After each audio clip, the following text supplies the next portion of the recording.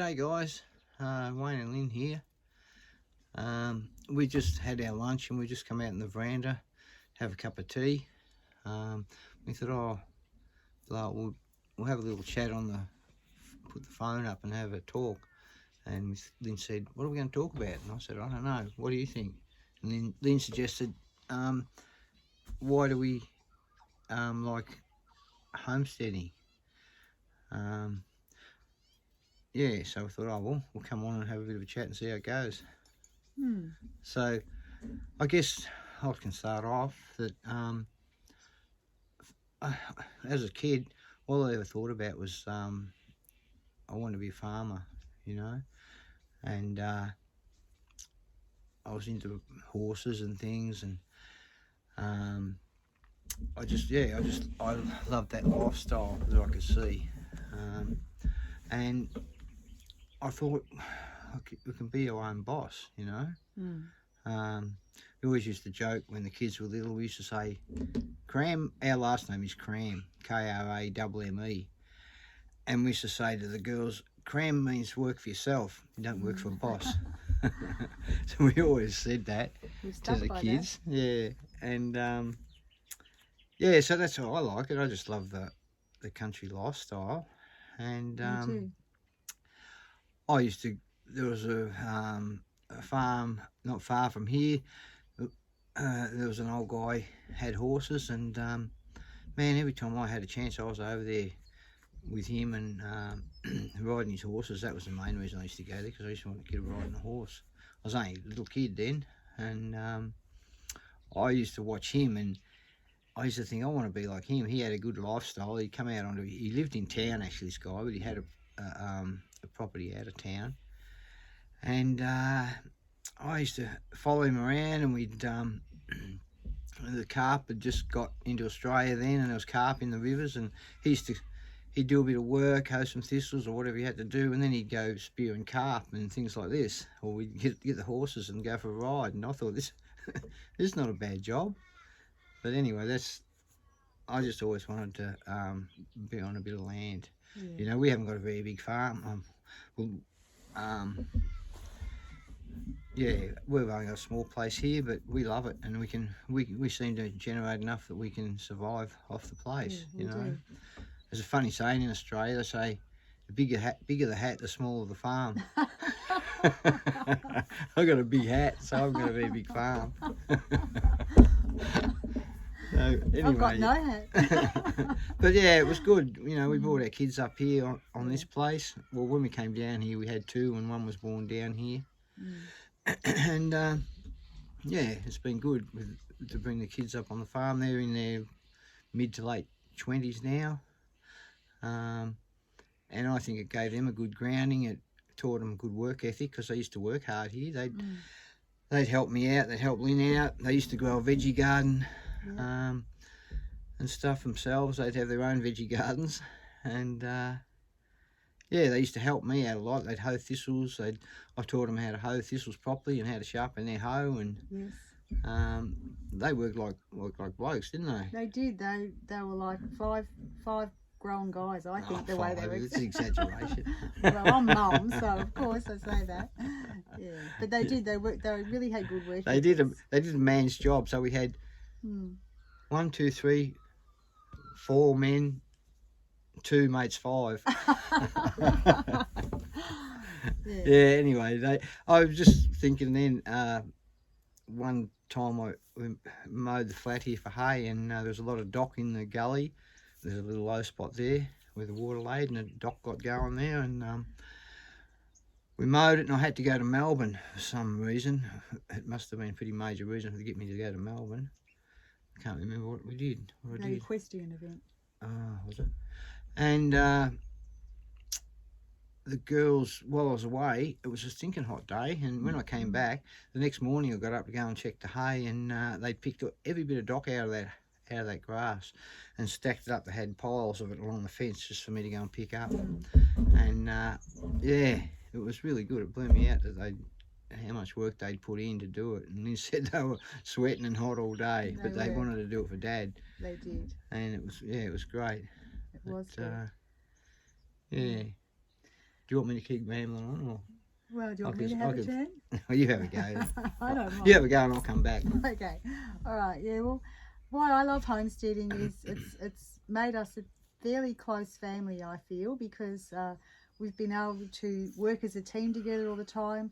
A lot of times when you're taking your children out to, and they've got all their outside events, which our girls did have that too, a little bit, but they were homeschooled.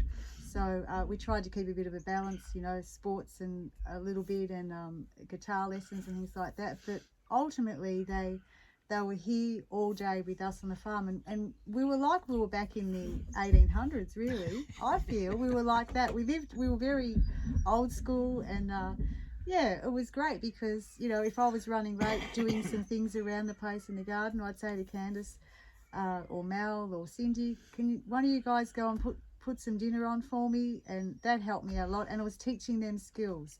So I think that if you are a homesteading family, you're starting out new, or you've been doing it for a while and you have got young children, the benefits of homesteading is so good for the children. It's skills they're learning every day, and like I say to Wayne all the time, we're learning skills at our age now all the time too, and that's what keeps us alive and well and healthy, and we have goals all the time, but they're goals together. A lot of times people have live two separate lives. Wayne and I don't. We can't, because our dreams are together on our homestead, and the girls lived that for quite a time with us too, and we're blessed with that. But another reason I like it as I get older is it gives me peace of mind. I don't have many stresses, as I say, because we tend to work things out. Yes, things go wrong, or we can have droughts, which Australia is in a fairly strong drought at the moment. We're not as affected as all the other states, of course, but and you have fires, you can have floods, but we take that in our stride, and the blessings that come all the rest of the time overtake those things that can go wrong. Deaths of animals, that's another thing that you can think of, but basically why I like it is we're together, Wayne and I, we talk about what we love together.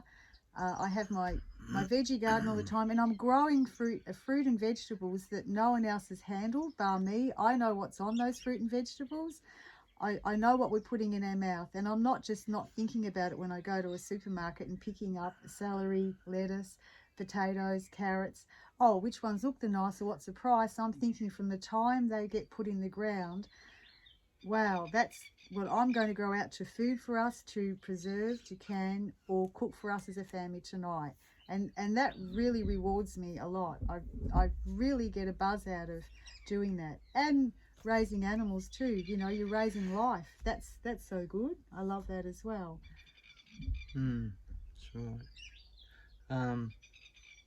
Just going back to what I was saying with the girls, or anybody that comes onto a bit of dirt. I think, yeah, it's just such a good granny for kids, and for their work ethic.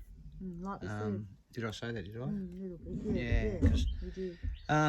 There's an eagle. Yeah. And my little girl Candace, she wanted chooks, and we built a chook house there together. Her and I told her it was going to be a tank stand to start off with, because I brought it up off the ground, and because she harped and wanted a chook pen, and it wasn't until I got about 3/4 of the way through it that she woke up that it was going to be a chook pen. And so she got her own chook. She went out, I took her out to a place, and she picked her own individual chooks out, and you know, she looked after them and kept us in eggs, and she sold a few eggs around the place. And she did. Yeah. And also with the animals, I think it's good for kids to have animals around too. Like we had some cows down here, and as they were getting older, we were replacing them with we were rearing Frisian Angus cross heifers, bucket rearing them. Back then it was economical to bucket rear them. Nowadays it's I think it's just as cheap to buy them as for what it costs you to rear them now. But yeah, but the kids used to rear the potties. We'd get them started and get them, you know, get them drinking good form, and then in the morning and night they'd go and mix up the milk powder and feed the calves, and I gave them a calf each year for themselves that they could either keep or sell when it was ready. So that was good. Every year we had replacement heifers, and they learned to look after the cattle. They knew when they were going to start to get pink eye or something. Oh, Dad, those calves need Yes. some stuff in their eyes or whatever, and they used to observe them when we joined them, and then when they were ready to calve, they knew they'd see one. They knew when they were about to start having a calf, and they used to keep their eye on them. They'd know what stage they were at, or whether they needed help, assistance, or what. So they're very smart like that. They learned very quickly to watch the cattle and watch what was going on, observe them. Very observant. Yeah. So anyway, that's how we feel about being here and having a bit of land. We love it. We love the lifestyle, and we'd like to see other people that come into this sort of game and enjoy it. Yeah, I think there's nothing better really. You mightn't make much money, but money's not everything. As long as you can pay your bills. Yeah. So anyway, I guess It's time to say, see you soon. cheerio. Okay, bye guys.